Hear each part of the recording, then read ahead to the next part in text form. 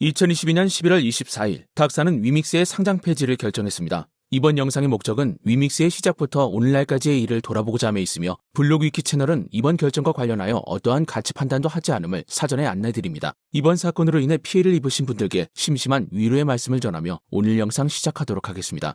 오늘 영상은 11월 25일을 기준으로 만들어졌습니다.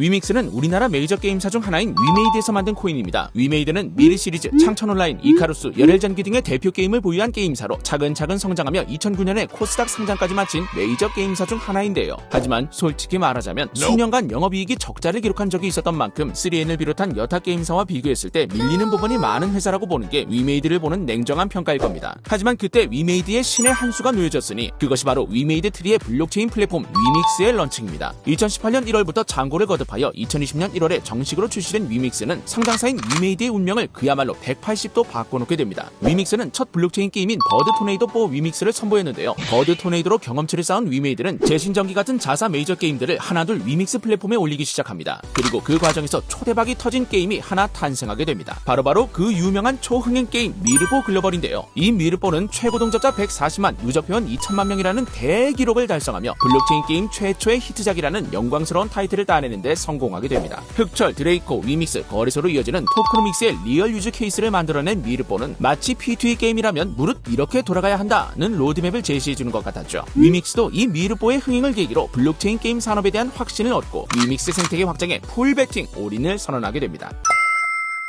위믹스는 내년 1분기까지 위믹스 플랫폼 위에 게임 100개를 런칭하겠다는 단기 목표와 함께 그야말로 공격적인 확장을 하기 시작합니다. 위믹스 생태계 위에 수많은 게임들을 출시하고 자체 디파이 플랫폼인 클레바를 출시하며 게임 회사를 넘어 블록체인 회사로 나아가기 시작했는데요. 특히 이즘 위메이드의 장현국 대표는 포럼 등에 활발히 얼굴을 비치며 위믹스의 거대한 꿈에 대한 호소력 있는 스피치를 자주 진행하곤 했습니다. 그는 다른 게임사들도 게임만 가져와 위믹스의 SDK만 붙이면 쉽게 블록체인 게임을 만들 수 있는 SDK 개발을 통해 향후 나오는 블록체인 게임들이 모두 위믹스 생태계 안에서 돌아가게 하겠다라는 목표, 즉 오픈 블록체인 게임 플랫폼을 표방하며 최선을 다했습니다. 이에 그치지 않고 위믹스는 더욱더 원대한 꿈을 꿔나갔습니다. 바로 위믹스 자체 메인넷이자 최종 결정체 마스터피스인 위믹스 3.0이라는 이름의 꿈 말이죠. 위믹스의 본질이라고 할 수 있는 수많은 게임들은 위믹스 플레이에 올라가 있습니다. 미르포뿐 아니라 블릭스쿼드, 열강 글로벌을 비롯한 수많은 게임들이 올라가 있고 이 위믹스 플레이에서 35만 명이 넘는 플레이어들이 게임을 즐기고 있습니다. 이외에도 미술 전시, 투자, 부동산 등 모든 것들을 다오화시켜줄 혁신적인 NFT 및 다오 플랫폼 나일과 1대1로 베킹된 스테이블 코인 위믹스 달러를 중심으로 스테이킹, 스왑, 예대출 등 핵심 금융 기능을 수행해주는 디파이 서비스 위믹스 파이, 위믹스 메인넷 노드 카운슬 파트너 연합인 포티원더스에는 USDC 발행사인 서클, 블록체인 인프라 전문 기업 블록데몬, 크로스체인 라우터 플랫폼 멀티체인 등 코알못도 한두 번쯤 이름은 들어봤을 유명한 파트너들과 함께한다 밝히며 많은 기대를 받았습니다. 깔끔한 홈페이지 구축과 각종 컨퍼런스에서의 기대에 찬 장현국 대표의 스피치는 또 어떻고요. 위메이드는 위믹스를 정말 전사적 차원에서 지원했습니다. 위메이드는 진심으로 향후 3에서 5년 안에 모든 게임이 블록체인화 될 것이라 생각했습니다. 그리고 그 시장을 선점하기 위해 그 누구보다 먼저 블록체인 플랫폼 개발을 완료했죠. 그렇게 되면 향후 게임에 블록체인을 도입하기를 원하는 수많은 게임사들이 위믹스 생태계로 유입될 것이고 이를 통해 구글 플레이 스토어나 애플 스토어, 게임 플랫폼인 스팀처럼 아니 그 이상의 절대적 플랫폼으로 도약하고자 했던 것이 위믹스의 궁극적 목표였던 거예요. 이렇게 디파이, 다오, 게임 등 모든 것을 구성해놓은 플랫폼에 게임들이 하나둘 유입되면 그 규모가 얼마나 어마어마해지겠습니까? 그렇게 블록체인 게임의 대표 주자가 되겠다는 것이 위믹스의 원대한 꿈이었습니다. 그리고 실제로 위믹스는 3.0 출시와 함께 성공 가도를 빠르게 달려나가며 정말 그 꿈이 이루어지는 것만 같았죠.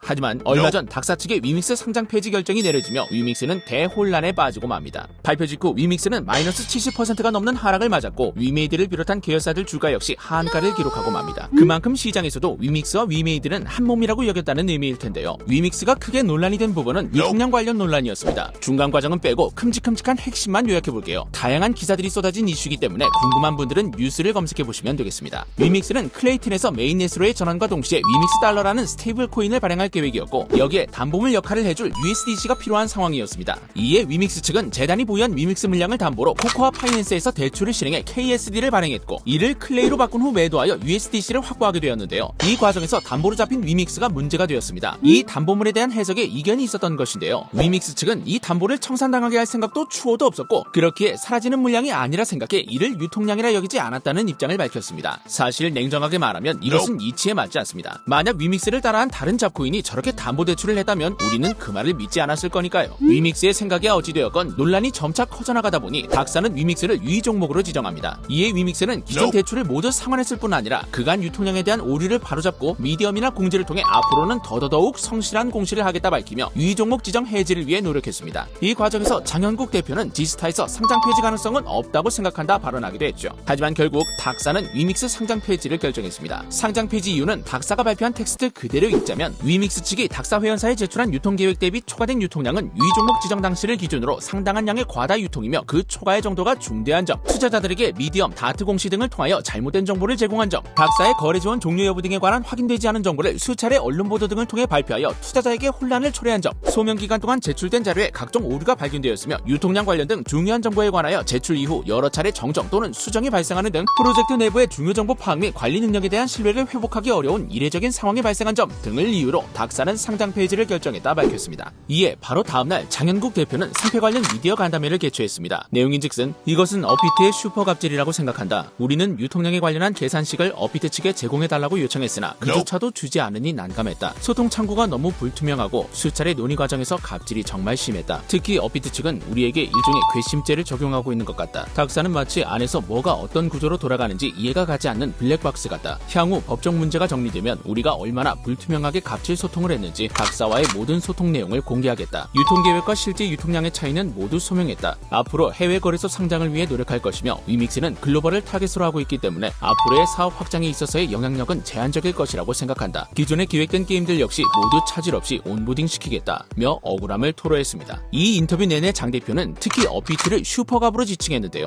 앞으로 위믹스는 상장 폐지 가처분 신청을 진행할 뿐만 아니라 어피트 측에 책임 소재를 추궁하겠다며 전면전을 개시했지만 간담회 이후에도 시장은 쉽사리 회복되지 않고 있습니다.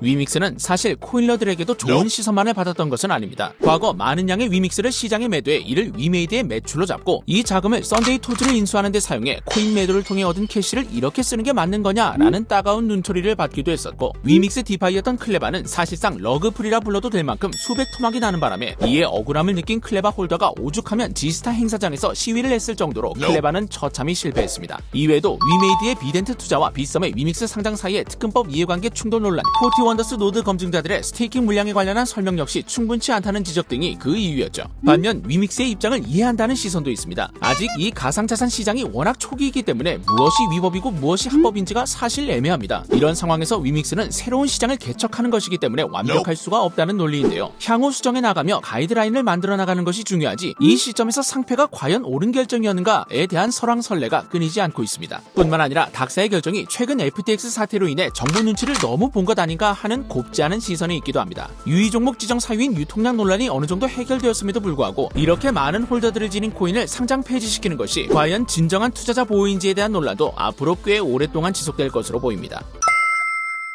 블록위키도 P2E 시장의 성장을 긍정적으로 전망하고 있습니다. 위믹스가 다른 코인들에 비해 실제로 더 큰 성과를 내던 플랫폼인 것도 부정할 수 없는 사실이기도 하죠. 블록체인에 관심 없다던 마이크로소프트가 위메이드에 210억을 투자한 건 역시 이러한 배경 아래 이루어진 것이 아닌가 생각합니다. 오늘은 위믹스 코인에 대해 알아봤습니다. 이러니 저러니 해도 가장 중요한 것은 투자자 보호임을 양측 모두 절대로 잊어서는 안 되겠죠. 부디 대다수의 참여자들이 납득할 수 있는 방향으로 사태가 매듭지어지기를 바라며 오늘 영상 마치도록 하겠습니다. 감사합니다.